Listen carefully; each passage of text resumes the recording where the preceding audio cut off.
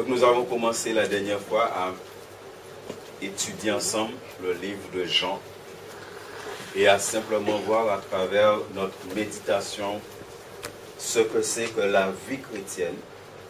Chaque livre de la Bible est là pour nous faire comprendre, connaître ce que Dieu attend de nous. Comment nous devons vivre devant la face de Dieu. Et c'est pourquoi c'est important pour les enfants de Dieu de prendre le temps de méditer la parole de Dieu.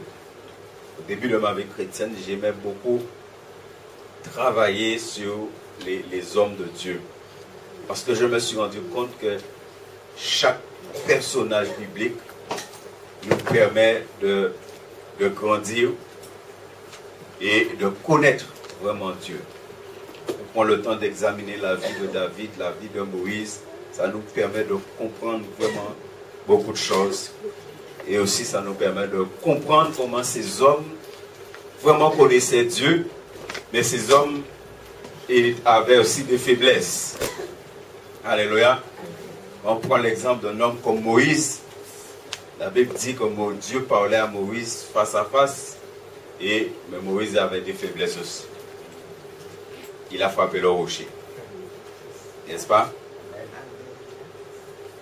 Donc la vie chrétienne selon 1 Jean.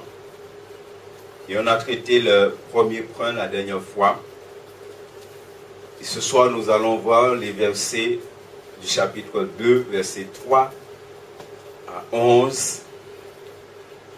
Le verset 3 à 11 du chapitre 2 tourne autour de l'amour. Comment l'enfant de Dieu doit manifester l'amour.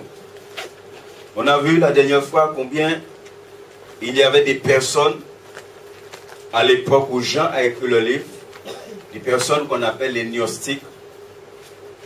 C'est des personnes qui étaient là et pour eux, ils avaient atteint un degré dans la connaissance. Ils se voyaient vraiment supérieurs aux autres. Et ils disaient qu'ils étaient enfants de Dieu, mais leur vie n'était pas conforme à ce qu'ils disaient. Et Jean était là pour mettre le doigt sur un certain nombre de choses. Et ils avaient même des enseignements qu'on appelle des enseignements hérétiques. Et que les chrétiens devaient faire attention. Le but de Jean, comme on a vu, c'est que les chrétiens sachent clairement c'est quoi un enfant de Dieu. Donc chapitre 2, verset 3 jusqu'au verset 11, il est dit: à ceci, nous reconnaissons que nous l'avons connu, si nous gardons ses commandements. Celui qui dit « je l'ai connu » et qui ne garde pas ses commandements est un menteur. Et la vérité n'est pas en lui. Mais celui qui garde sa parole, l'amour de Dieu est vraiment parfait en lui. À ceci, nous reconnaissons que nous sommes en lui. Celui qui déclare demeurer en lui doit marcher aussi comme lui, le Seigneur, a marché. Bien-aimés, ce n'est pas un commandement nouveau que je vous écris, mais un commandement ancien que vous avez eu dès le commencement. Ce commandement ancien, c'est la parole que vous avez entendue. D'autre part, c'est un commandement nouveau que je vous écris.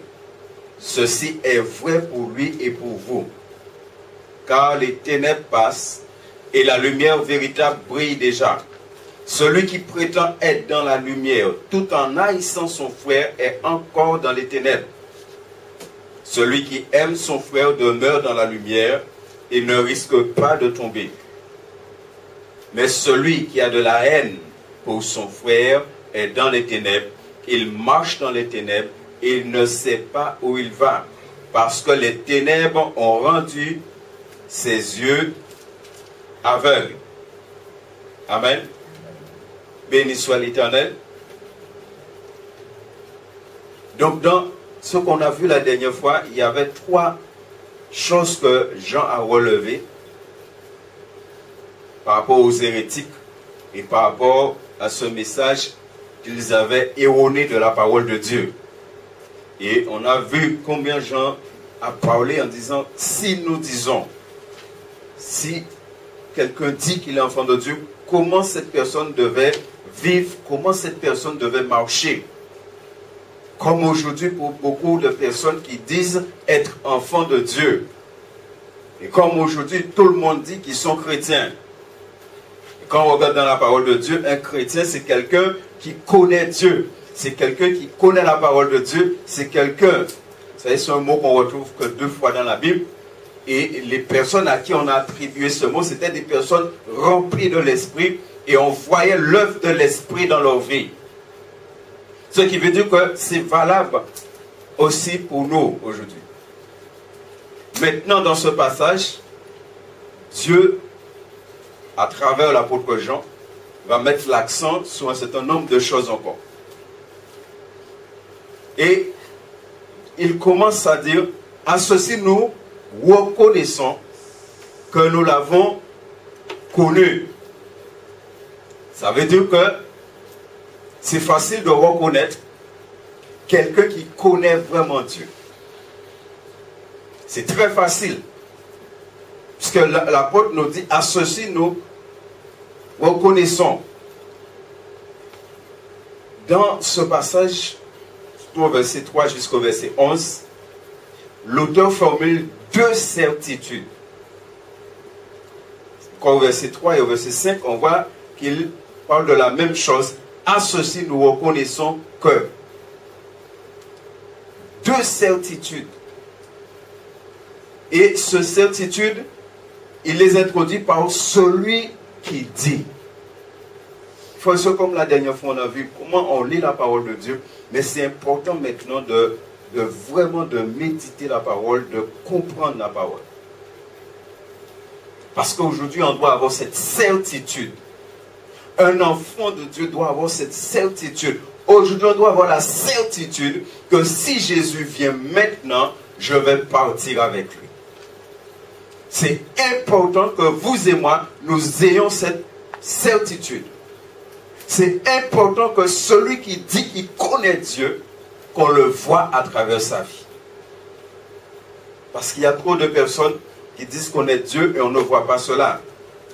Les gnostiques prétendaient connaître Dieu. C'est ce qu'ils prétendaient. Oui, ils connaissaient Dieu. Et Jean 17,3, on connaît ce verset. Jean 17,3 est clair. Il dit que la vie éternelle consiste à te connaître.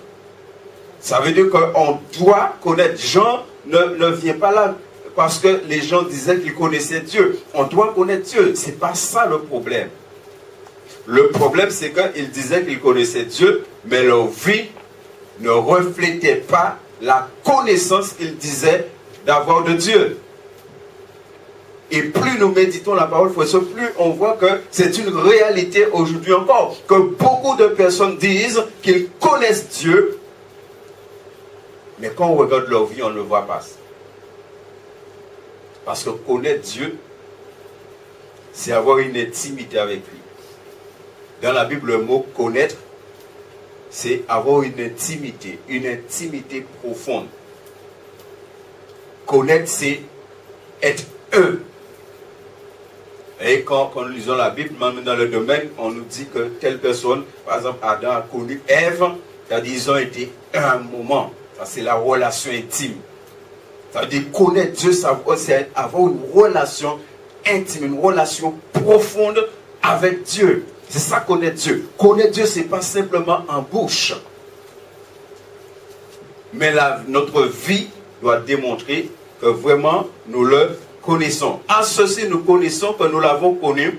Si nous gardons, ça c'est la première chose qu'il nous dit ici. Si nous gardons ces commandements. Et je relève ici qu'il est question de garder ces commandements. Ça veut dire de garder toutes les paroles de Dieu. Ça veut dire celui qui connaît Dieu ne met pas une partie de la Bible en pratique. Celui qui connaît Dieu met la parole de Dieu en entier en pratique. Il s'efforce. Il s'efforce de tout son cœur, de toute son âme, de mettre la Bible en pratique dans tous les domaines de sa vie. Garder ses commandements, c'est faire ce que Dieu nous demande de faire.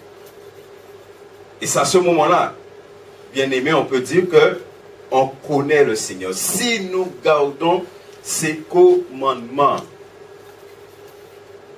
Nous savons dans le psaume 119 ce que le psalmiste a dit. Le psalmiste dit, je sers afin... Est-ce qu'on se rend compte? Il dit, je sers, je garde. On va avoir un coffre fort. N'est-ce pas? Il n'y a pas que pour le monde connaître, qui a gardé, c'est précieux. Il a serré parole dans le cœur. Et il dit, c'est afin de ne pas pécher contre toi. Ça veut dire, celui qui garde les commandements de Dieu ne pêche pas contre Dieu. Et c'était tout le problème avec les gnostiques qui disaient cela, mais leur vie ne démontrait pas cela. Ils vivaient dans les ténèbres.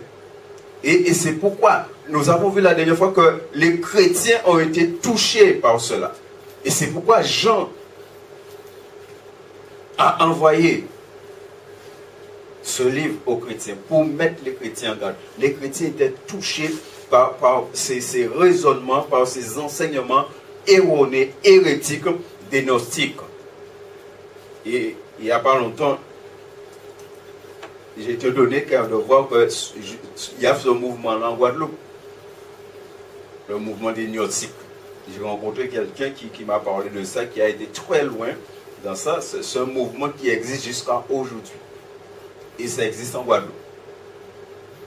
Le mouvement des gnostiques, de la connaissance.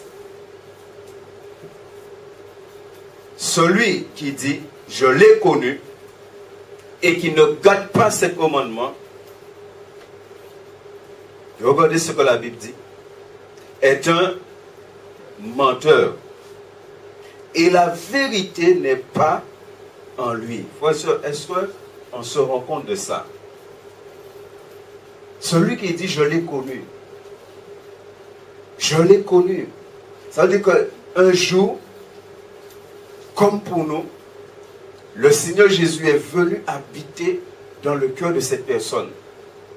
Un jour, le Seigneur a pris possession de la vie de cette personne. Un jour, cette personne a connu qui était Jésus-Christ, ce que Jésus-Christ a fait pour elle, et cette personne a décidé d'accepter Jésus-Christ dans sa vie. Je l'ai connu. Mais ce n'est pas simplement de dire que je l'ai connu. Il dit, et qui ne garde pas ses commandements. C'est-à-dire, comment tu peux dire, tu connais le Seigneur, tu as connu le Seigneur, et tu n'as pas gardé le commandement du Seigneur. Ça, c'est pas possible. Et c'est pour ça, bien aimé, on doit rester fidèle jusqu'au bout. Et plus je médite la parole de Dieu, plus je me rends compte que beaucoup d'enfants de Dieu, beaucoup de ceux qui prétendent connaître Dieu, sont à côté. Parce que c'est important de garder la parole. Il dit clairement que c'est un menteur. Et c'est normal. Tu dis que tu connais Dieu, mais tu ne fais pas ce que Dieu te demande. Nous savons ce que le Seigneur Jésus a dit. Que ce ne sont pas tous ceux qui disent Seigneur, mais ce sont ceux qui font la volonté. La parole est claire, bien-aimés. La parole est claire. Ce ne sont pas tous ceux qui disent Seigneur, Seigneur, qui entreront dans le royaume. Ça veut dire que Jésus est en train de dire que matin, midi et soir, on peut dire Seigneur, Seigneur. Et on peut que forcément entrer en royaume là. Mais il te dit, c'est celui qui fait la volonté de mon Père. C'est lui qui va entrer. Quand les gens sont venus vers Jésus, et ils ont dit à Jésus, mi maman, mi frère, ils ont dit, oh là, va crier. Qu'est-ce que Jésus a répondu? Est-ce qu'on se souvient de ce que Jésus a dit? Déjà, il va poser une question. Il dit qui sont. N'est-ce pas? Il vient dire, mais maman, frère, c'est en dehors, il faut attendre vous. Peut-être que c'est qui attendre que bon, Jésus qui est levé, Jésus qui est. Jésus dit, qui monde qui maman moi, qui monde qui frère moi, qui monde qui sert moi. Et après Jésus leur a dit qui? N'est-ce pas? Est-ce qu'on se souvient? Celui qui fait la volonté. Frères et sœurs, c'est ça connaître le Seigneur. C'est ça dire je connais Dieu. Je dis je connais Dieu parce que je fais la volonté de Dieu. Jésus connaissait son Père. Et parce qu'il connaissait son Père, il faisait la volonté de son Père. Et il y a quelque chose qui m'a toujours, quand on lit les évangiles, on voit comment les gens étaient vis-à-vis de Jésus. Mais lorsque Jésus a posé la question, qui dit-on que je suis? Je ne sais pas si vous êtes déjà arrêté sur les réponses. Et à un moment, je me suis dit, mais pourquoi il n'y a pas bas? Je me dis, pour nous, à mal fait. Est-ce que vous avez déjà fait attention à ça? Certains disaient que c'est lui, d'autres disaient c'est tel. Mais on a dit que c'est des hommes de Dieu. Quand il a dit, qui dit-on que je suis? Ça veut dire celui qui connaît Dieu, ou qui dit connaître Dieu, a un témoignage puissant auprès des autres. Alléluia. A un témoignage puissant auprès des autres. Et la parole est claire. C'est un menteur. Et pourquoi c'est un menteur? Parce que sa conduite contredit ce qu'il dit. Là encore, on se souvient dans les évangiles, Jésus a dit, ce peuple m'honore des lèvres, mais son cœur est... Est-ce qu'on se rend compte de ça? Ce peuple m'honore des lèvres, mais son cœur est éloigné de moi. La personne dit connaître Dieu, mais sa vie, la manière de vivre, sa conduite contredit. Ça veut dire que ça devient contre. Et c'est pourquoi c'est un menteur. Alléluia. C'est pourquoi c'est un menteur. C'est pourquoi c'est un enfant du diable. Parce que la Bible dit, le mensonge vient du diable. Et c'est là, bien aimé, qu'il faut faire attention. Quelqu'un a écrit par rapport à ça que les paroles d'un homme doivent être testées par ses actes. Les paroles d'un homme doivent être testées par ses actes. Et c'est normal. Ces actes doivent dire, révéler ce que la personne est vraiment. Proverbe nous parle des enfants. Et Proverbe nous dit pourquoi on doit instruire les enfants très tôt. Parce que Proverbe nous dit que très tôt, l'enfant indique, l'enfant montre comment est son cœur. Et c'est pourquoi très tôt, on doit l'instruire dans la parole pour que la parole change son cœur. Pour que ce que l'enfant montre là ne se réalise pas, mais que Dieu puisse changer ça. N'est-ce pas? Vous pouvez nous dire, mon enfant, il est très tenté au mensonge. Mais donc, instruit, ça veut dire que le mensonge là, que le diable commence à se mettre dans son cœur, la parole va le briser cela. Ou qu'en grandissant, que cet enfant-là ne devient pas un menteur. Donc, on voit comment c'est important, bien aimé. Il dit, et la vérité n'est pas en lui. Ça veut dire que la vérité n'a pas transformé. Parce que si tu dis tu connais Dieu, ça veut dire que tu dis que tu connais la vérité. Tu connais qu'est-ce que c'est la vérité, parce que Dieu c'est la vérité. Le Père c'est la vérité, le Fils c'est la vérité. Jésus a dit je suis la vérité. L'Esprit c'est la vérité, c'est l'Esprit de vérité. Et tu dis tu connais.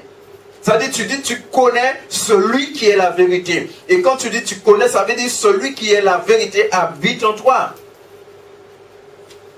Mais si ta vie ne reflète pas la vérité, il dit que tu es menteur. Tu ne parles pas selon la vérité. Tu n'as pas la vérité en toi. La vérité n'habite pas en toi. La vérité ne t'a pas transformé. Ça veut dire que tu n'as pas une vie vraie. C'est pourquoi tu dis que tu connais Dieu, mais tu ne fais pas ce que Dieu te dit de faire. Bien aimé, est-ce que nous comprenons ça? Je dis franchement, frères et sœurs, je crois vraiment que Dieu veut que son peuple puisse vraiment le connaître. Parce que quand on regarde le monde évangélique, quand on regarde, même, comme je l'ai souvent dit, on a enseigné, et même aux jeunes, on a enseigné aux jeunes, on a enseigné aux chrétiens, oui, tu es enfant de Dieu, mais tu peux vivre dans le péché, ce n'est pas un problème, tu es sauvé. Mais qu'est-ce que dit la Bible? Est-ce que la Bible dit cela? Est-ce que la parole de Dieu dit cela? Regardez, il dit, si tu dis tu connais Dieu, tu dois faire la volonté de Dieu. Faire la volonté de Dieu, c'est vivre dans la sainteté. S'il dit là que la vérité n'est pas dans cette personne, comment cette personne vit dans la sainteté? Comment cette personne reflète la sainteté puisque la vérité n'est pas dans cette personne?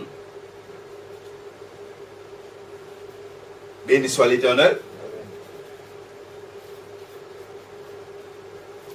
Verset 5. Il dit,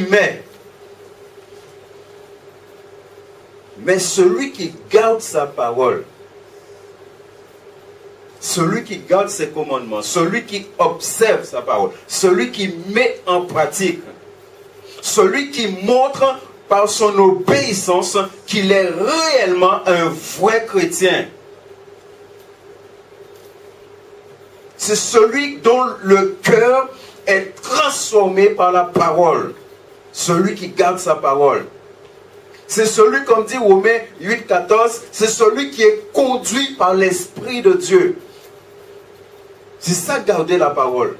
Parce que l'Esprit fonctionne avec la parole. La parole fonctionne avec l'Esprit. C'est pourquoi cette personne qui parle là doit parler par l'Esprit de Dieu qui vit en elle. Mais celui qui garde sa parole, l'amour de Dieu est vraiment parfait en lui. Béni soit l'Éternel. L'amour de Dieu est vraiment parfait en lui. Pourquoi? Parce que cette personne qui garde la parole de Dieu aime réellement, aime sincèrement Dieu. Tandis que la personne qui dit connaître Dieu et ne met pas la parole en pratique, n'aime pas Dieu sincèrement. Ne donne pas à Dieu toute son importance dans sa vie. Mais celui qui garde la parole, qui met la parole en pratique, dans les moindres détails, cette personne-là démontre que réellement elle aime Dieu. C'est pourquoi il dit que l'amour, maintenant, l'amour de Dieu est parfait dans cette personne. Alléluia.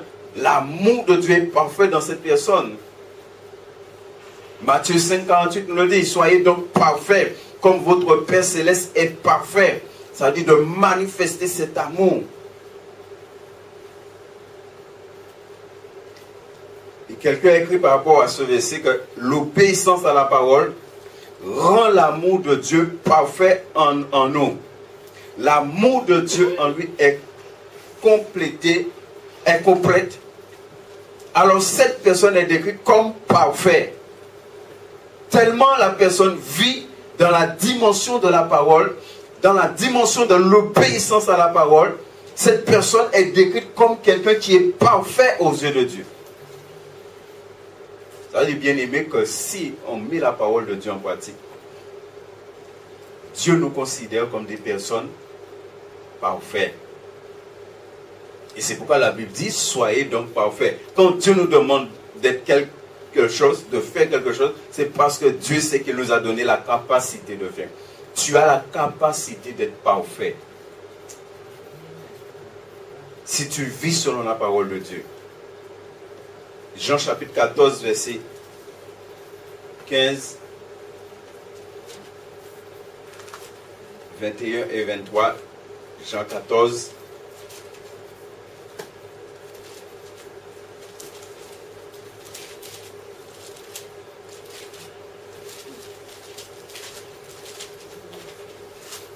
Regardez. Il dit, si vous m'aimez, vous garderez mes commandements. Vous voyez ce que Jésus dit? Si vous m'aimez, vous garderez mes commandements. Garder les commandements, c'est l'aimer. L'aimer, c'est garder les commandements. C'est faire sa volonté. Au verset 21, il dit, celui qui a mes commandements et qui les garde, c'est celui qui m'aime. Celui qui m'aime sera aimé de mon Père. Moi aussi je l'aimerai et je me manifesterai à lui. Alléluia. Vous voyez ce que Jésus a dit? Celui qui a mes commandements et qui les garde, c'est celui qui m'aime. Et il te dit, si tu manifestes cet amour, tu es parfait aux yeux de Dieu. Si tu manifestes tel amour pour le Seigneur, tu es parfait. Au verset 23,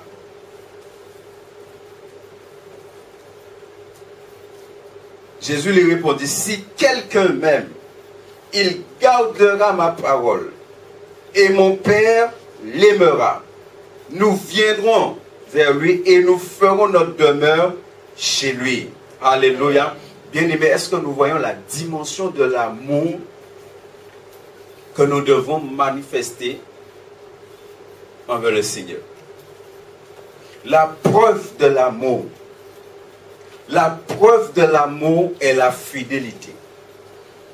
Ce qui montre que tu aimes vraiment l'Éternel Dieu des armées, le Dieu qui t'a fait grâce, le Dieu qui t'a sauvé, ce qui montre que tu aimes ce Dieu-là, c'est comment tu es fidèle à ce Dieu-là. Et comment tu es fidèle dans tous les domaines de ta vie. Comment tu manifestes la fidélité envers Dieu. Comment tu obéis à Dieu. C'est ça la preuve de l'amour. Béni soit l'Éternel. La preuve de l'amour, c'est la fidélité. Un chrétien qui aime vraiment Dieu, c'est un chrétien qui est fidèle. Qui manifeste cette fidélité.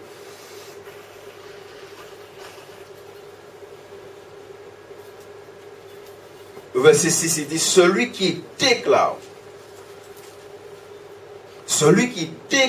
demeurer en lui, doit marcher aussi comme lui, le Seigneur, a marché. Là, nous passons dans encore une autre dimension de la vie chrétienne. Que la vie chrétienne consiste à marcher comme Jésus a marché. Et bien aimé, j'étais encore en train de réfléchir sur ce verset et de méditer sur ce que Dieu est en train de nous dire à travers ce verset, de nous dire de marcher comme Jésus. Et j'étais en train de me poser simplement la question, combien de chrétiens croient sincèrement qu'ils peuvent marcher comme Jésus? Parce qu'il y a deux choses, bien aimées. C'est soit la Bible ment, soit la Bible dit la vérité. Moi, je crois que toute la Bible, c'est la vérité. Je crois que ce que Dieu nous demande de faire, c'est la vérité et qu'on peut le faire. Est-ce que tu crois que tu peux marcher comme Jésus a marché? Que tu peux accomplir les œuvres que Jésus a accomplies? Et que Jésus lui-même a dit que nous allons faire? Alléluia. Mais c'est comment je crois dans la parole. Comment je crois que la parole est la vérité. Et quand je lis de tels versets, maintenant je vais appliquer mon cœur dans la prière pour dire, Seigneur, tu as dit de marcher comme toi. Je veux marcher comme toi. Par ta grâce, je crois. Par la puissance du Saint-Esprit, je crois, Seigneur, que je vais marcher comme toi. Je crois, Seigneur, que c'est possible. Parce que tu dis dans ta parole. Alléluia. Celui qui déclare demeurer en lui. Vous savez, toute la question est comment tu demeures dans le Seigneur. Comment tu demeures sincèrement en lui. C'est pourquoi on a parlé tout à l'heure que la preuve de l'amour, c'est la fidélité. Comment tu es fidèle au Seigneur? Si tu ne manifestes pas cette fidélité, tu ne pourras pas marcher comme le Seigneur il a marché. Parce que c'est une grâce. Vous imaginez, nous arrivons à vivre comme Jésus a vécu sur la terre. Mais c'est combien d'entre nous on le croit vraiment? Et pourquoi cela est possible? Parce que la parole de Dieu est claire. La Bible dit que le même esprit qui a ressuscité Christ, c'est le même esprit qui vit en nous. Est-ce que nous le croyons? Parce que je crois que vraiment, l'évangile devait être plus loin en Guadeloupe. Il y a presque 80 ans, et je crois que l'évangile, moi je vous compte, ça va presque faire 100 ans que l'évangile a touché la Guadeloupe. Et on va prendre l'exemple simple. On est à plus de 450 000 habitants normalement. N'est-ce pas? Combien de chrétiens il y a en Guadeloupe? Est-ce qu'il y a 10 000 chrétiens en Guadeloupe?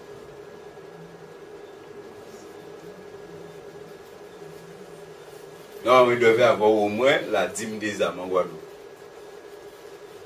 Alors, sous 450 000, si on met 10%, on reste au plus bas.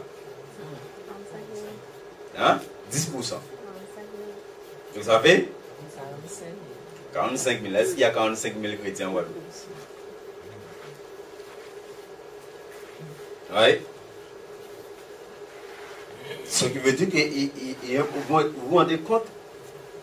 Il te dit qu'on doit vivre, on doit marcher comme lui, le Seigneur, a marché. Mais la personne qui doit marcher comme ça, il dit, c'est la personne qui déclare qu'elle demeure dans le Seigneur. Et c'est normal. Si tu demeures dans le Seigneur, tandis que ta vie n'est plus ta vie, c'est la vie du Seigneur. Ce que l'apôtre Paul a dit en Galates, que nous connaissons bien, Galates 2:20. Paul a été clair. Paul nous dit, ce n'est plus moi. Ce n'est plus moi qui vis.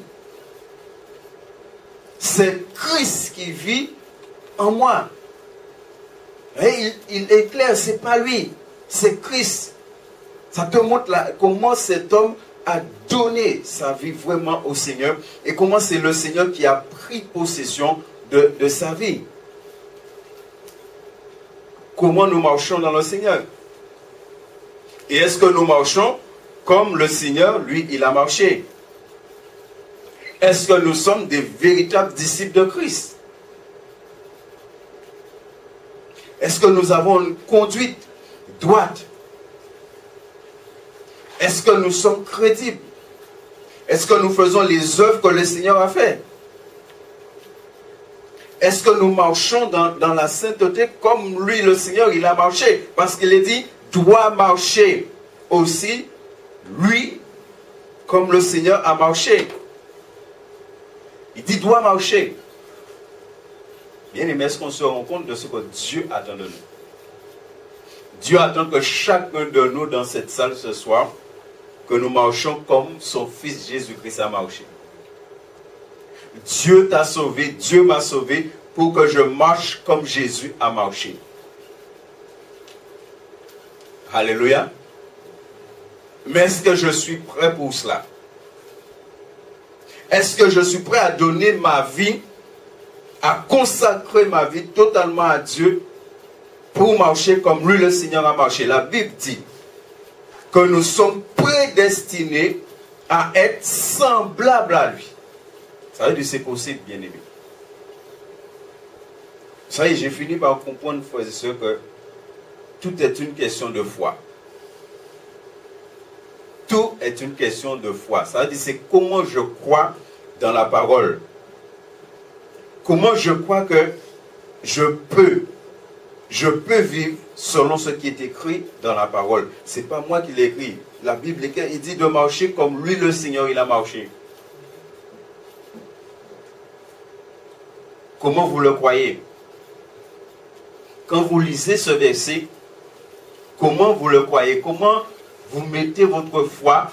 Comment je mets ma foi dans cette parole et je dis, Seigneur, oui, c'est possible. Je crois que c'est possible. Et je veux que ça se réalise. dans ma vie. Et comme je dis souvent, professeur, on a tellement entendu, oui, mais c'était Jésus. Jésus, c'est Jésus. Et nous, c'est nous. Mais qu'à Bible a dit? Là, c'est la parole, hein? Et on a même dit aux chrétiens, non, tu peux pas vivre comme Jésus. Et la Bible vient, la Bible te dit que tout disciple est comme... C'est simplement une dimension de foi. Une dimension de foi. L'apôtre Paul, c'est un homme comme nous tous. Mais c'est un homme, quand il a donné sa vie à Christ, il l'a donné. C'est pourquoi il était prêt à mourir. C'est pourquoi, même si il a bec, ou même si il marché, si il a lapidé, il n'y a pas de problème. Tout dépend, bien aimé, comment j'ai donné vraiment ma vie à Christ. Béni soit l'Éternel. Verset 7. Il dit, bien-aimé,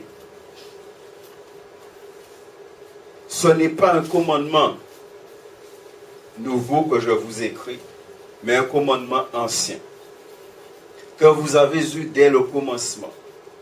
Ce commandement ancien, c'est la parole que vous avez entendue, disons entendue. D'autre part, c'est un commandement nouveau que je vous écris. Ceci est vrai pour lui et pour vous, car les ténèbres passent et la lumière véritable brille déjà. Ce commandement que l'apôtre Jean parle ici, il dit bien qu'ils ont entendu.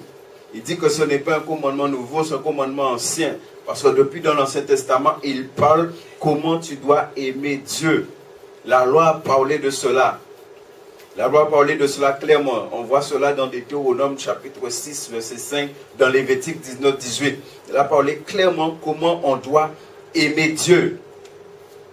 Mais en même temps, il te dit que c'est un commandement nouveau. Pourquoi c'est nouveau? Parce que Jésus a aboli la loi. Maintenant, avec Christ, les choses ont changé.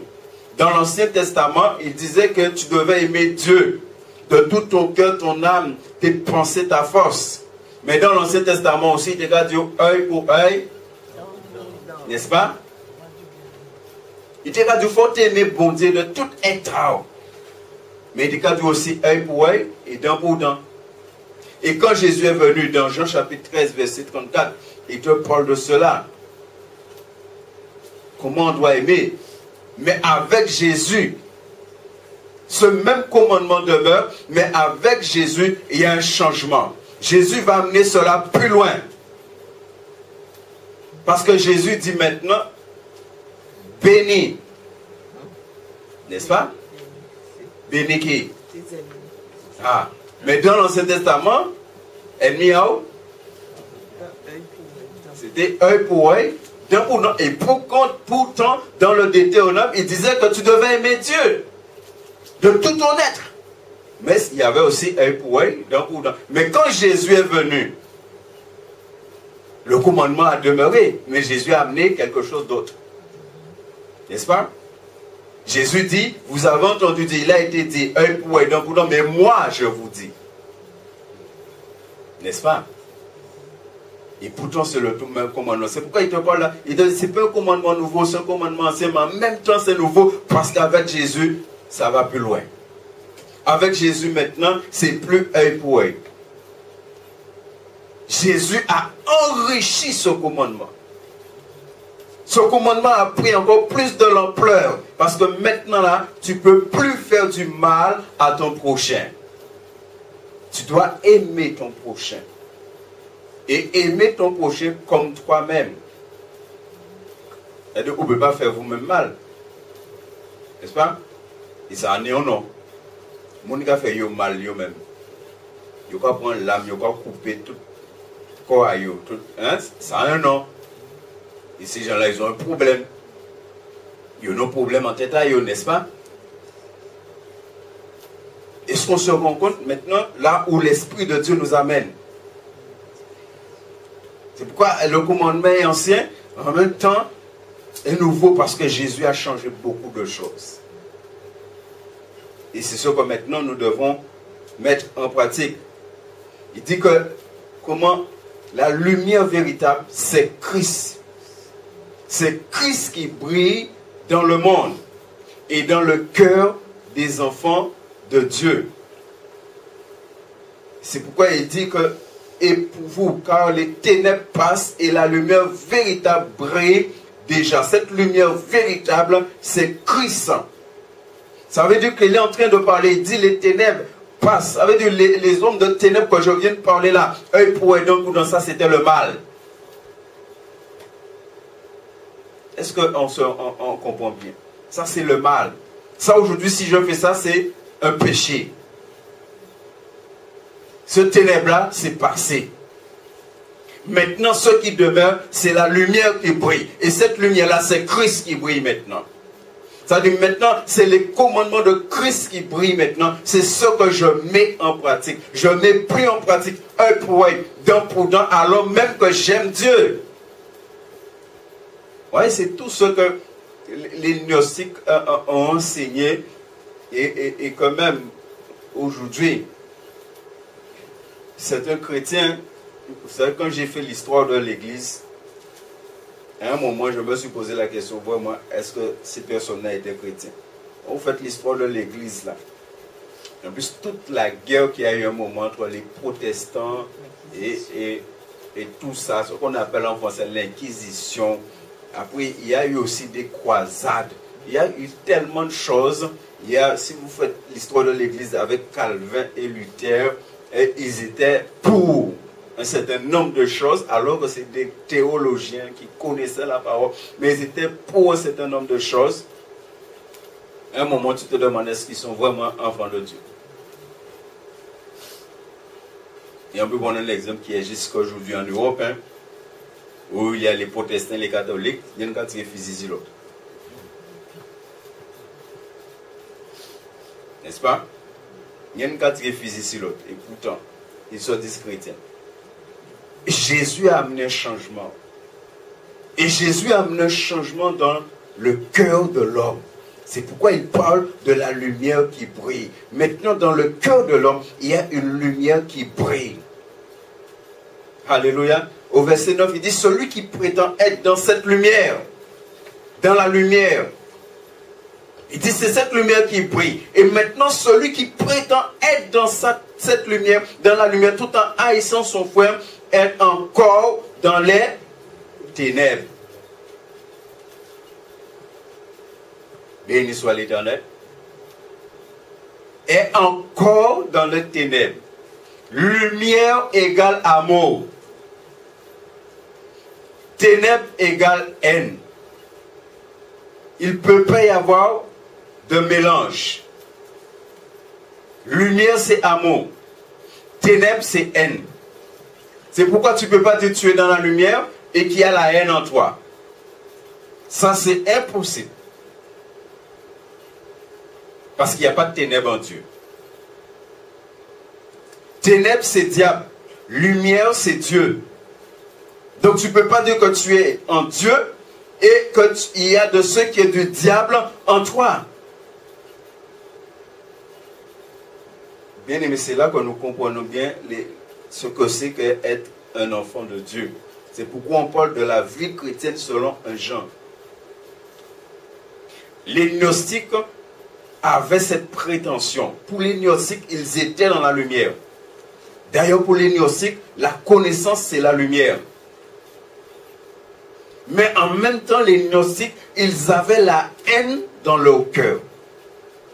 C'est pourquoi Jean vient les combattre avec la parole. Jean vient combattre beaucoup d'enseignements que les gnostiques ont donnés, que les chrétiens même ont été touchés. C'est pourquoi Jean dit, bien-aimé, il parle aux chrétiens, bien-aimé, faites attention. Si tu dis tu es dans la lumière, lumière égale amour. C'est l'amour qui doit caractériser ta vie et pas la haine. C'est pourquoi il y a pas longtemps ici, parce qu'il y a des chrétiens comme ça, hein. Il y a des chrétiens évangéliques, ils te disent ça, hein, en pas aimé, en pas aimé. Moi, toujours, je dis, bon, moi, troisième là, bon, moi, troisième là. Parce que, vous voyez, la Bible est claire. La Bible te dit, il y a lumière et il y a ténèbres. C'est deux qui naissent. Alors, on va dire, à pas lumière, à pas ténèbres. Alors, il faut dire, moi, qui laisse là. Oui, s'il n'y a pas lumière, s'il n'y a pas ténèbres, c'est quoi alors? En premier, en pareil. Alors, c'est quoi? Quel est ce sentiment? Ouais. Et nous, on a dit, on ne peut pas remonter des chevaux en même temps. Ah oui, c'est normal. Hein, qui on va faire? Est-ce que nous comprenons, frères et sœurs? Il faut savoir. C'est soit tu aimes, soit tu aimes. Et ça, c'était tout l'enseignement des gnostiques. Vous savez, c'est pourquoi quand nous lisons la Bible, il faut savoir que la Bible a été écrite aussi pour confondre, pour combattre un certain nombre de choses que les chrétiens devaient faire face. Comme aujourd'hui, il y a un certain nombre de choses que nous entendons et que nous devons combattre avec la parole de Dieu. Vous voyez, il n'y a pas longtemps, le pape a déclaré que la Bible était passée. La Bible fait partie de l'ancien temps. Il faut écrire une Bible nouvelle parce que voilà, nous vivons dans un siècle maintenant. Voilà, la Bible a dépassé.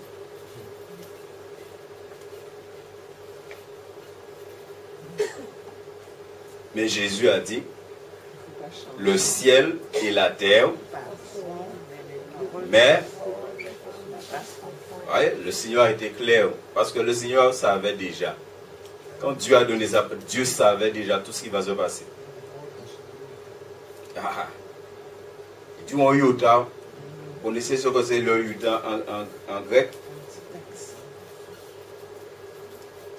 Il parle même en Yuta.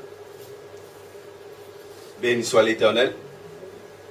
Donc celui qui prétend être dans la lumière, tout en haïssant son frère, est encore dans les ténèbres. Ça veut dire son cœur est dans les ténèbres. C'est normal. Parce que s'il y a la haine dans ton cœur, c'est pas possible qu'il y ait la lumière. S'il y a la haine dans ton cœur, ça veut dire que c'est le ténèbre qui est dans ton cœur. S'il y a l'animosité, s'il y a la rancune, s'il y a tout ça dans ton cœur, parce que la haine amène toutes ces choses-là. Quand il y a la haine, il y a l'animosité, il y a la rancune, il y a toutes ces choses-là. Il y a la méchanceté, il y a tout ça dans le cœur. Et ça va se manifester.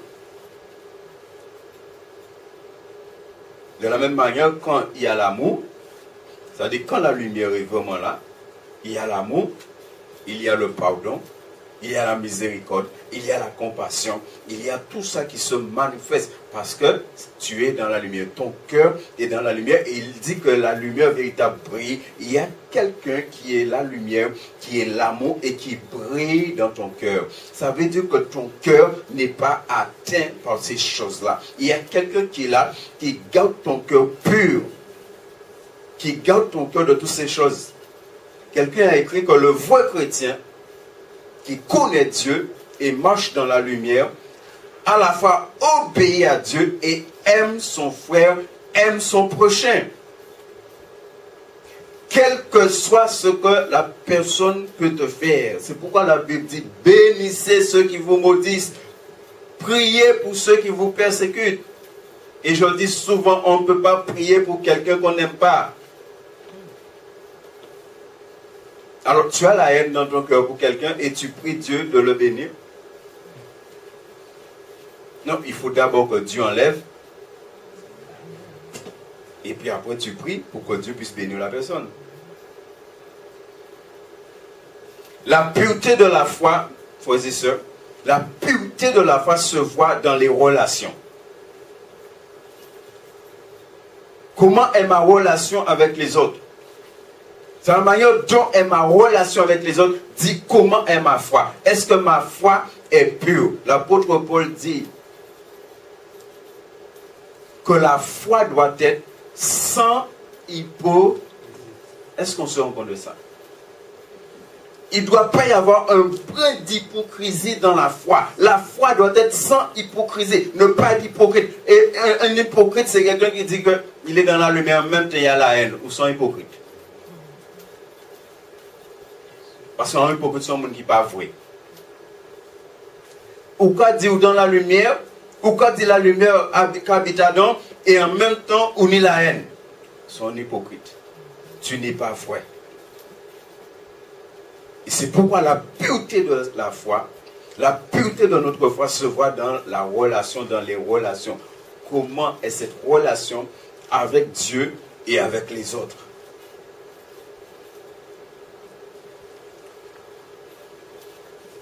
Verset 10, celui qui aime son frère, au contraire, celui qui aime son frère demeure dans la lumière et ne risque pas de, dans certaines versions, de tomber, dans d'autres versions, de trébucher. Regardez, frères et sœurs, comment être dans la lumière devient une protection. Je ne sais pas si on se rend compte de cela, frères et sœurs. Il dit, celui qui aime son frère demeure dans la lumière et ne risque pas de tomber. Cet amour que Dieu nous demande de manifester pour les autres, c'est un amour qui nous garde. C'est un amour qui nous protège. Mais il nous protège de quoi? La Bible dit que l'amour couvre une multitude de péchés, de fautes. Alléluia. L'amour couvre une multitude de péchés. L'amour que Dieu nous demande de manifester envers les autres, c'est un amour qui nous garde. C'est un amour qui nous protège. C'est un amour qui nous garde dans la sainteté de Dieu. S'il n'y a pas cet amour, on ne peut pas rester dans la sainteté de Dieu. Parce que quand il parle là de trébucher, quand il parle là de tomber, c'est de tomber dans le péché. Comme on vient de voir.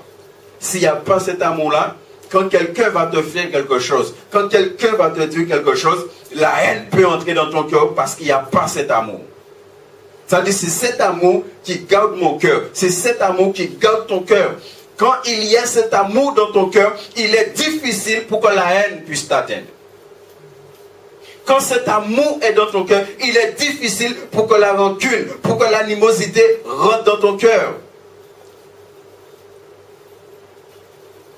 Alors, des fois, même dans le monde, des fois, il y a des mondes, ils ont fait tellement vite, ces gens-là, ils sont toujours prêts à faire du bien. Et le monde qui a pas un nom, le monde qui a créé des tébés. N'est-ce pas? Le monde qui a créé des tébés. Même ici, où sont les tébés? Il y a tout ça, ils font toujours. Ça, c'est des gens que Dieu leur a donné un amour. Dieu donne des choses, bien-aimés. Dieu donne des choses. Alléluia. Ça veut dire, nous pas de péché, nous créons nous tébènes en faisant la volonté de Dieu. Pourquoi? On vient de lire. On vient de voir le verset, frères et sœurs. On vient de voir le verset. Il a dit, le verset dit que nous devons marcher comme lui, le Seigneur, il a marché. Comment il a marché dans l'amour? Ce n'est pas les affaires fait Jésus. Hein? C'est pourquoi des fois, là, nous commençons à réfléchir. La Bible a dit nous faisons comme Jésus. Nous commençons à réfléchir. Tout ça fait Jésus. On dit, why? N'est-ce pas? Est-ce qu'on a vu tout ce qu'on a fait à Jésus? Jusqu'à le clouer à la croix. Et à la croix, qu'est-ce qu'il va dire? Simplement, Père, parce que, vous pouvez imaginer, moi un jour j'ai réfléchi, hein, sur des PC, il faut qu'on cloue en mer, là, clouer ça. Et à l'époque, à partir de ces petits clous à maçon là, ces petits clous à Paul qui a utilisé là, hein? Un boulot, à partir de ces petits clous comme ça, hein? Vous imaginez là, au milieu là, je ne vais pas les pierres. Et en plus, deux pieds là, ils mettaient deux pieds, il y a une si l'autre. Et ils font un clou. Fait que l'on a traversé les deux pieds. Parce que des fois, nous connaissons les Bibles, nous ne pas réfléchir. Fais-nous réfléchir. Hein? Est-ce qu'on se rend compte de ce que Jésus l'a fait? Deux pieds là, ils mettent ensemble. Et ils font un clou. Et fait que l'on a traversé deux pieds là, rentrer dans le bois là. Le roi dit Jésus-Christ. Et qui nous a ça? L'amour. L'amour. Est-ce que nous parlons pour ça? Nous ne pouvons pas venir arrêter nous là, nous dire qu'on crucifier nous par Jésus. Hein? C'est nous qui dit, ah, mais c'est meilleur biteur. Tellement nous aimons Jésus. Ça, la tradition dit que normalement c'est comme ça Pierre a été tué et il a refusé d'être crucifié comme le Christ et il a demandé à ce que il prenne pied pour tête. Parce qu'il ne voulait pas que ce soit comme pour le Seigneur. Mais bien aimé, est-ce qu'on se rend compte? Dieu nous demande de marcher comme Christ il a marché. Est-ce qu'on se rend compte comment Christ a marché dans l'amour? Et que tu dois marcher dans l'amour comme Christ a marché dans l'amour. Gardez tout ça pour vous obéir. Vous acheter. Vous obéir parole. Nous, des fois, on dit parole, on dit c'est nous. Nous, ça a malmené, nous, ça a bitin. L'amour, c'est une chose que j'ai compris à travers cela. L'amour, c'est une protection. Aimer, c'est une protection. Ce n'est pas une faiblesse, c'est une protection. Le monde nous montre que aimer, c'est une faiblesse. La Bible te montre aimer, c'est une protection. Quand tu aimes, c'est comme Étienne. Moi, je crois, ça c'est moi, frère. Quand on envoyait les pierres là sur Étienne, moi, je crois, à un moment, il ne ressentait plus les pierres. Parce que la Bible te dit, il a vu le Seigneur. Il a vu le Seigneur. Peut-être les premiers, les 5 premiers, ils sont passés. Ah, en plus, à l'époque, là, c'était des belles, à part wash à piscine. Hein? Les seuls là qui dégagent le piscine, là, de midi. Hein? À part wash à piscine. Hein? Il y a des belles roches. Et roches qui a fait mal. Moi, j'apprends un courage, moi, viens, moi, courage qui a fait mal. Mais vous imaginez, moi, je prends un moment, Étienne ne sentait plus. Mais regardez, encore une fois, l'attitude d'Étienne. Qu'est-ce que Étienne tout de suite dit à Dieu? Ne leur... Vous voyez, l'amour. Pendant mon cas, vous voyez, lui, il manifeste l'amour. Et il dit à Dieu, ne leur répète pas. Et là, c'était moi, beaucoup, je dit, pourquoi ça bon Dieu? N'est-ce pas? Retour de flamme. Couvre ça bon Dieu qui fait. Quand tu dis bon Dieu, couvre ça bon Dieu qui fait. Mais Étienne dit, ne leur impute pas ce péché. Ça veut dire que Étienne pardonnait. Il pardonnait de tout cœur. Il manifestait l'amour. C'est pourquoi la parole nous dit la position. Celui qui aime son frère demeure dans la lumière. Il ne risque pas de tomber. Il demeure dans la lumière. Il ne risque pas de tomber. Il ne risque pas de pécher. Il ne risque pas d'être atteint par la haine. Il ne risque pas d'être atteint par la méchanceté, par toutes ces choses-là. Il est protégé, il est gardé. Son amour est plus fort que ces choses. Béni soit l'Éternel. Celui qui aime son frère demeure dans la lumière et ne risque pas de tomber. Mais celui qui a de la haine pour son frère est dans les ténèbres. Cette personne est dans les ténèbres. Cette personne est dans le péché. Proverbe 4, 19.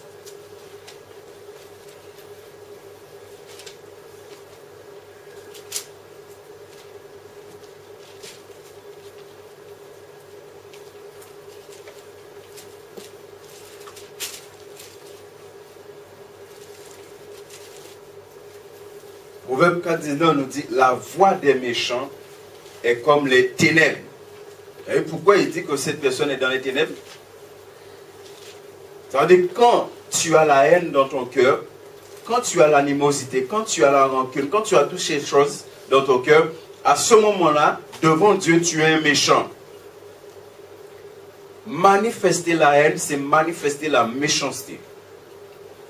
C'est pourquoi Proverbe nous dit ici que la voix des méchants est comme les ténèbres. Ils ne savent pas ce qui les fera trébucher. Ouais? C'est normal. Si on va marcher dans les ténèbres, en qui gens soit un obstacle devant, ou que sauter obstacle là, ou que contourner. Non, si on va marcher dans les ténèbres, ils n'ont trop loin, là, pas avoir tout là, pas trop bas. Mais là, on va route bien éclairée. Ça veut dire, à ce moment-là, tu vois tous les obstacles. On voit les ruses du diable. On voit les attaques du diable. Mais si c'est le ténèbre, tu ne vois rien. Ça veut dire que tu deviens un proie facile. Vous voyez, quand la Bible dit que le diable, il rôde. Comme un lion rugissant, chercher qui dévorer. S'il y a la haine, le diable savent qu'elle l'a épée, à pas dévorer seulement. Il savent qu'il peut manger. Il peut détruire.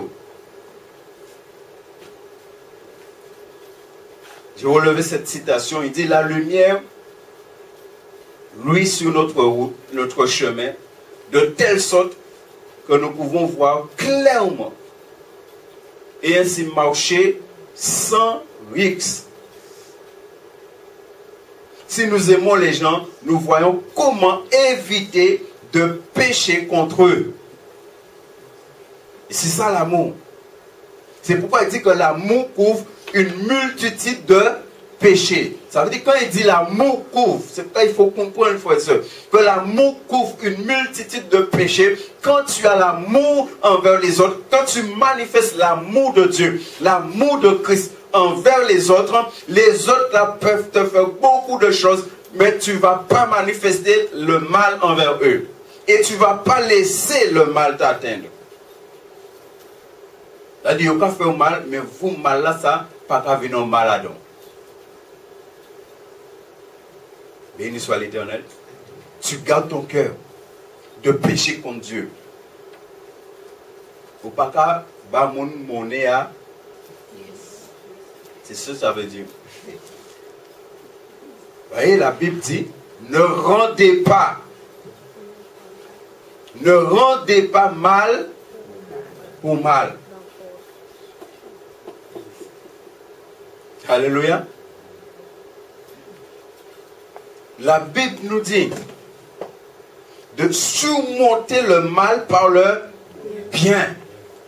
C'est là qu'il te dit que l'amour couvre une multitude de péchés. Quand tu as l'amour, tu es gardé de beaucoup de péchés.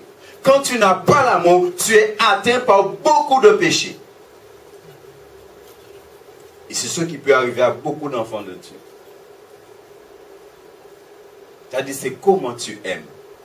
Comment tu aimes les autres. Tu n'aimes pas les autres. Bien-aimé, Dieu ne nous a pas. J'ai l'impression qu'il y a des chrétiens, après des années de conversion, ils oublient cette réalité.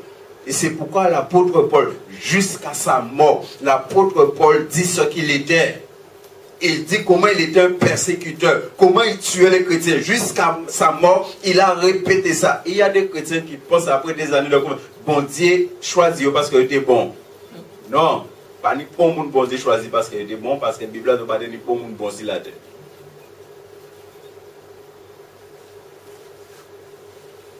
N'est-ce pas? Nous autres témoins, nous sommes mauvais. La Bible a dit même par penser, nous sommes des ennemis de Dieu. Est-ce que vous vous rendez compte de ça? Et nous devons penser, hein? Même par penser, non. Ça veut dire que tu n'aimes pas les autres parce que les autres sont bons. Tu les aimes parce que tu es un enfant de Dieu. Tu les aimes parce que tu veux garder ton cœur de pécher contre Dieu. Quand la Bible nous dit, garde ton cœur plus que toute autre chose. Garde l'amour dans ton cœur. Ne laisse pas autre chose que l'amour. Vous savez, notre cœur, pourquoi quand nous prions, nous devons dire au Seigneur Jésus, notre cœur c'est le trône du Seigneur Jésus. C'est le Seigneur Jésus qui doit régner, qui doit trôner dans notre cœur. Notre cœur c'est le trône du Seigneur Jésus. Ce qui doit régner dans notre cœur, c'est l'amour. Ce qui doit abonder dans notre cœur, c'est l'amour. La haine déforme notre perspective. La haine fait qu'on ne marche pas dans le sentier droit du Seigneur. La haine amène que nous jugeons les autres et ensuite nous les haïssons. Mais l'amour nous permet de voir ce qui est juste. L'amour nous permet de penser clairement. L'amour nous permet de nous équilibrer. L'amour nous préserve du jugement. Nous connaissons Pierre. Pierre nous dit, de même que celui qui vous a appelé, 1 Pierre 1, 15 et 16, de même que celui qui vous a appelé est saint, il dit, vous aussi, soyez, ou dans d'autres versions, il dit, devenez saints dans toute votre conduite. Ça veut dire, frères et sœurs, dans toute notre conduite, on ne doit pas laisser le mal nous atteindre. On ne doit pas laisser le péché nous atteindre. C'est un combat de tous les jours. Frères et sœurs, je ne vais pas vous dire là que, moi, je vous ai déjà rendu témoignage, je l'ai difficile, moi. À passer des moments là et prier, bon Dieu, dis-moi, c'est pour apprendre à aimer. Parce que le ministère, souvent, ça c'est l'amour. Nous pouvons aimer ça. Nous pouvons aimer souffrir. Mais Jésus souffrait bon, non? Et Jésus souffrait par. Ah. Donc si nous aimons Jésus, fais-nous. Avant, tout à fait chrétien comprendre que oui, tout est rose, oui, là où va Seigneur bon Dieu via, oui, tout non, non, ça c'est faux. Là où va bon Dieu via, on entre dans un combat. Ou on entre dans une guerre. Et ça c'est tous les jours. Et c'est là où la trompette là qui est sonnée, là nous dit Alléluia, Amen, tout bitin fini, tout bitin qu'on dit mon longtemps, blanc coton, c'est fini. Alléluia, la trompette l'a sonné ou bien l'ouvre zia ou fermé. C'est désolutionné. La mort et le retour de Christ. L'ouvre ça, dès là, ça arrivé, là où ça, c'est bon. Mais il faut être jusqu'à ce que ça arrive. On a un combat à mener. Je ne vais pas vous dire que c'est facile. Un jour, un frère, il a parlé de ça. Et là, il a dit, ouais, mais c'est le haut de botanique fourmi. C'est probablement comme illustration, le haut de botanique fourmi. Et c'est le haut de botanique fourmi, là, il fait surtout les trois fourmis noyées là. N'est-ce pas? Elle dit, il reste vraiment, ouais, mais on va parler comme ça, mais là, on va commencer à les médifier sur, là, on va commencer à faire mal. C'est là où on va voir, est-ce qu'on est l'amour? Béni soit l'Éternel. Mais encore une fois, frères et sœurs, c'est est-ce que nous sommes prêts à ça? Je ne vais pas vous dire c'est facile, mais la Bible est la vérité. Nous devons marcher comme lui, le Seigneur, a marché. Béni soit l'Éternel. Quelques versets pour conclure dans Jean, dans l'évangile de Jean, chapitre 8, verset 12. Pour nous encourager encore, frères et sœurs, à rester comme Dieu nous demande. Oui, bien aimé, ce n'est pas facile. La vie chrétienne, c'est un combat. Souvent, on rencontre un monde, il dit comme ça, toute vie facile, il faut convertir. Mais bon, on est le bon Dieu, comme puis on est le bon Dieu. Dans Jean chapitre 8, verset 12, il dit, Jésus leur parla de nouveau et dit, moi je suis la lumière du monde. Vous voyez, quand il est dit, la lumière brille. Celui qui me suit ne marchera point dans les ténèbres, mais il aura la lumière de la vie. Alléluia. Il aura la lumière de la vie. Sa vie va être éclairée. Sa vie va être inondée de cette lumière. Ça veut dire, si la vie de cette personne est inondée de cette lumière, ça veut dire qu'il n'y a pas de ténèbres dans cette personne. Il n'y a pas de mal dans cette personne. Parce que l'Esprit de Dieu bien-aimé est venu pour nous transformer. Et l'Esprit nous transforme de l'intérieur. C'est de l'intérieur que l'Esprit de Dieu nous transforme et nous manifestons à l'extérieur cette transformation intérieure. Alléluia. C'est pourquoi, en parlant de l'amour, la Bible dit en Romains que le Saint-Esprit répand l'amour de Dieu dans nos cœurs. Et cet amour que l'Esprit répand, nous manifestons à l'extérieur cet amour. Chapitre 11, dans l'évangile de Jean, versets 9 et 10. Jésus répondit, n'y a-t-il pas 12 heures dans le jour? Si quelqu'un marche pendant le jour, il ne trébuche pas, parce qu'il voit la lumière de ce monde. Mais si quelqu'un marche pendant la nuit, il trébuche, parce que la lumière n'est pas en lui. Alléluia. Parce que s'il y a ténèbres, on va toujours tomber. Le Seigneur dit à Caïn, ce verset que nous connaissons, il dit le péché. Dans certaines versions, c'est le péché couche. Dans d'autres, c'est le péché tapé. Le péché couche devant ta porte. Mais toi, domine. Bien-aimé, on est appelé à dominer sur le péché. On pourrait dire que le péché couche devant la porte de notre cœur. L'Épître aux Hébreux va même à nous dire combien nous pouvons être atteints facilement par le péché. Mais la Bible dit de dominer. Dieu nous a donné de dominer sur le péché.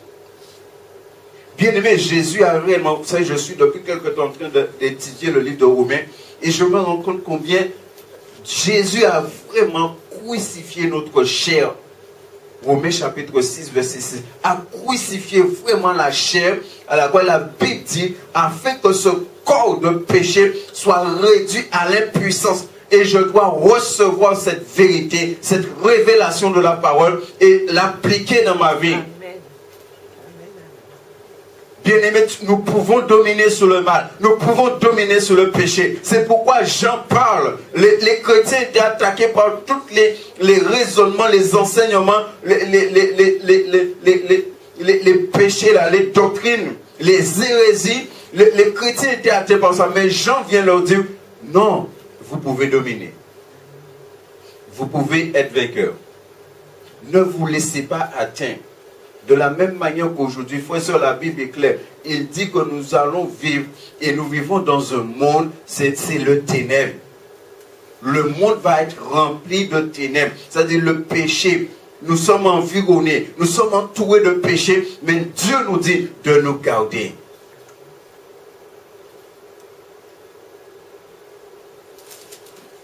Chapitre 12, verset 35.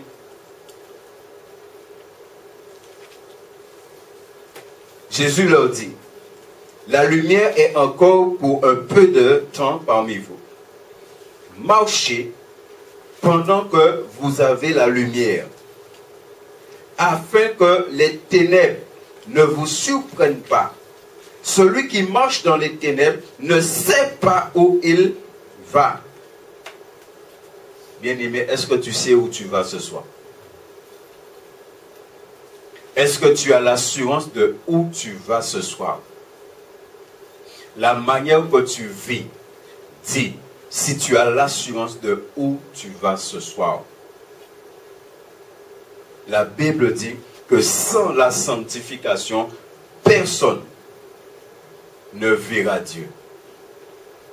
Alléluia. Personne ne verra Dieu. Bien aimé, encore une fois, c'est un combat. Moi, en cas pour mettre tous les jours, c'est un combat. Et plus nous avançons, plus le combat là avec nous.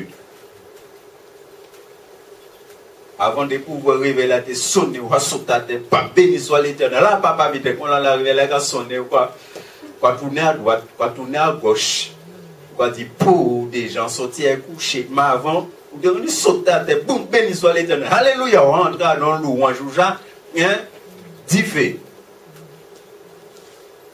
Et on là, on va frotter pieds, on va gratter tête, on va tourner à droite, on va tourner à gauche, on va dire pour, on va lever, hein, combat.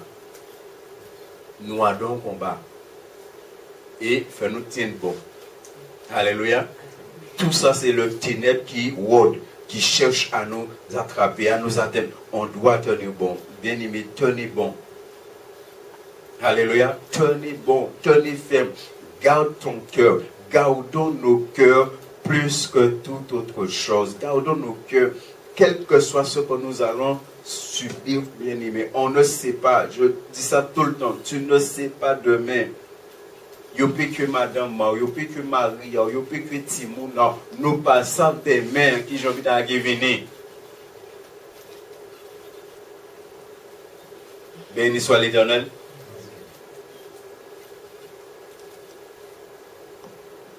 Et pour conclure, Éphésiens chapitre 5.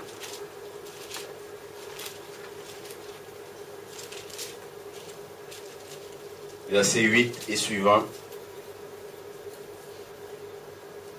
Éphésiens 5, 8.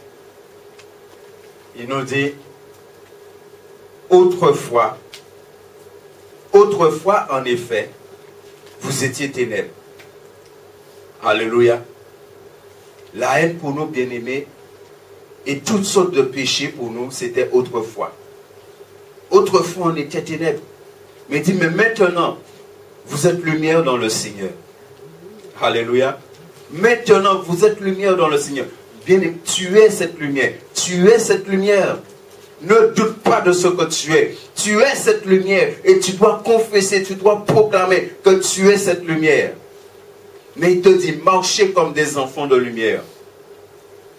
Car le fruit de la lumière consiste en toutes sortes de bonté, de justice et de vérité. Examinez ce qui est agréable au Seigneur. Et n'ayez rien de commun avec les œuvres stériles des ténèbres. Vous voyez, il dit rien de commun. Ça veut dire pas laisser ténèbres toucher qu'est nous. Pas laisser ténèbres toucher pensée, non. Pas laisser ténèbres toucher n'amant, non. Mais plutôt dénoncer-les. En effet, ce que les gens font en secret, il est honteux même d'en parler. Mais tout cela, une fois dénoncé, apparaît à la lumière, car tout ce qui apparaît est lumière. On joue tout ça qui est caché, tout ça qui est fait dans le secret, bon Dieu qui est dévoilé. Et je vous encourage encore, frères et sœurs, restons. Vous voyez, la Bible est claire. Il dit, autrefois nous étions ténèbres, mais nous ne sommes plus. Tu es plus ténèbres. Tu es lumière dans le Seigneur. Marchez comme des enfants de lumière. Marchons comme des enfants de lumière. Et la gloire de Christ resplendira sur nous. Alléluia. Que le nom de Dieu soit glorifié. Que le nom de Dieu soit glorifié. Amen. Et soit béni, frères et sœurs. Je vous répète encore, c'est un combat. Nous tout Adam. Nous tout Adam, c'est un combat. Mais je vous encourage à tenir bon. Je vous encourage à tenir ferme.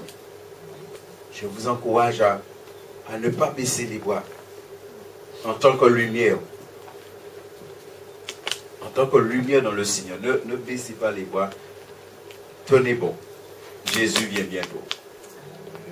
Nous allons être libérés. Nous allons être délivrés de tout cela. Le Seigneur est proche. Alléluia. Et que le nom de Dieu soit glorifié.